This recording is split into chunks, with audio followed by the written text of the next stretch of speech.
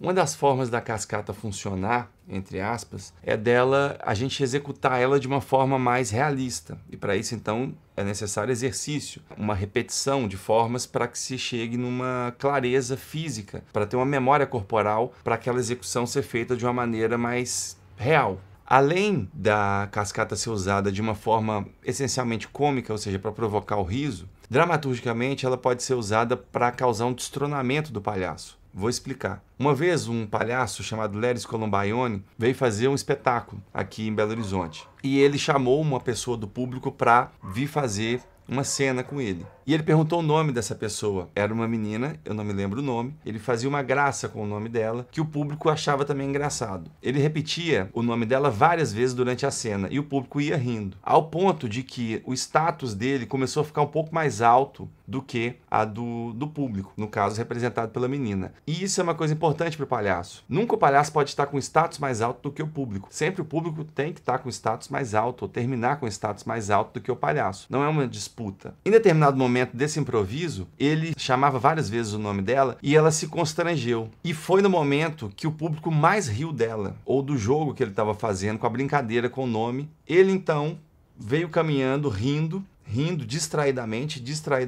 Ele passou em frente, era um palco mais alto, em frente ao palco, escorrega e bate com a cabeça no palco. Nesse momento, o público para de rir e se preocupa porque de verdade imaginaram que ele tinha escorregado, errado o passo e batido da cabeça no chão do palco. Logo em seguida ele se levanta e sai cambaleando comicamente, e as pessoas então entenderam que aquilo era uma técnica que ele usou, uma cascata, uma gag física. Aquilo fez então que o status que era dele mais alto, de todo mundo rindo da menina, foi invertido. A menina começou a rir dele e o público também começou a rir dele. O destronamento então veio dele, aqui no status mais alto, foi invertido para ele agora no status mais baixo. Isso causado, provocado conscientemente, tecnicamente, por uma cascata muito bem executada por ele. A graça, então, muitas vezes está na reação posterior à cascata, como nesse exemplo que eu acabei de dar do Lelis Columbaione. As pessoas não riam especificamente da queda dele, mas da reação posterior, porque aí, dramaturgicamente, eles entenderam que aquilo era uma técnica que ele estava usando. Não da queda em si, mas da reação à queda, que quando ele reage de uma forma cômica, as pessoas riem porque elas entendem todo esse caminho da queda, do levantar e de como ele reage, a forma como ele reage ao fato dele ter caído. Isso cria um link muito forte, muito claro do público com o palhaço e com o que ele acabou de executar.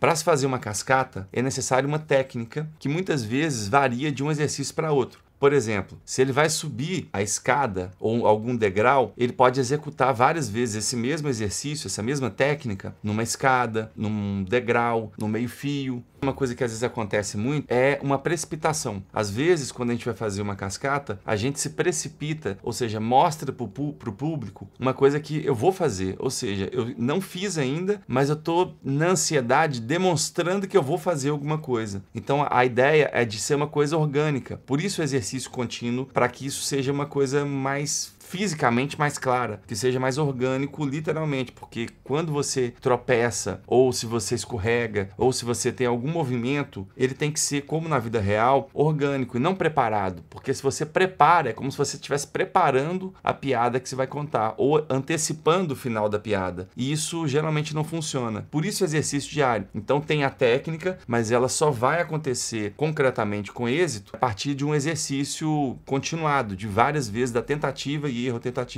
desse exercício mesmo de executar essa cascata específica. A cascata, como na vida real, quando acontece algum tombo, alguma queda, ela tem que vir como elemento de surpresa, ela não pode preparar. A pessoa, ela não cai, ela não prepara que vai cair ou que vai bater num poste. Acontece, e a gente ri do fato de ter acontecido sem a pessoa ter percebido. Talvez segurar a ansiedade para o exercício seja a coisa mais difícil para se executar uma cascata.